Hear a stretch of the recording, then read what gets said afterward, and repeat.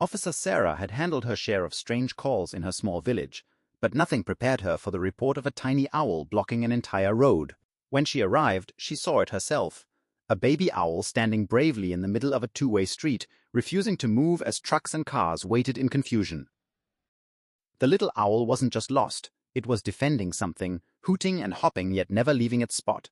Curious, Sarah crouched down and held out her gloved hand. To everyone's surprise, the owl hopped right onto it. Up close, Sarah noticed something even stranger, a metallic pendant tied around the owl's leg. When she tried to inspect it, the baby owl pecked at her hand, fiercely protective of the item. It wasn't trash or a random object, it looked like a hiker's trail marker pendant, engraved and shiny. But how had a baby owl gotten it? Unsure what to do next, Sarah called Dr. Stephen Mitchell, the town's wildlife expert.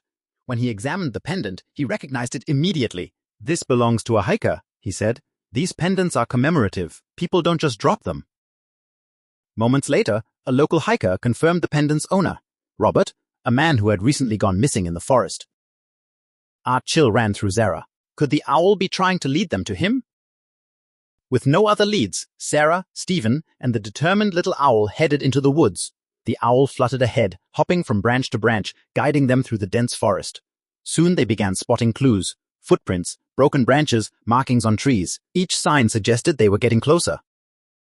Hours passed, and the forest became darker, colder, and more dangerous.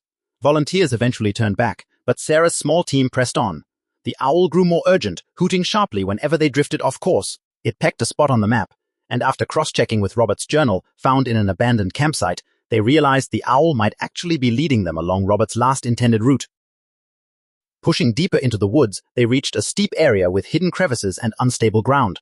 Suddenly, the owl bolted forward into the darkness.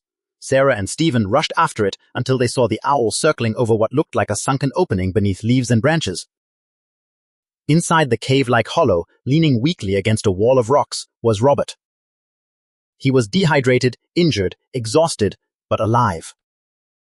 When the baby owl fluttered to his side, Robert smiled through trembling lips.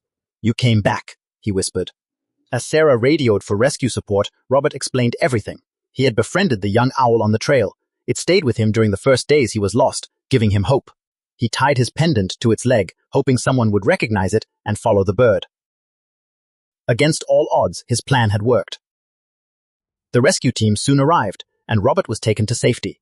News spread quickly through the town, and the little owl was celebrated as a tiny, feathered hero, a reminder that sometimes help comes from the most unexpected places, and the bond between humans and nature is deeper than we realize.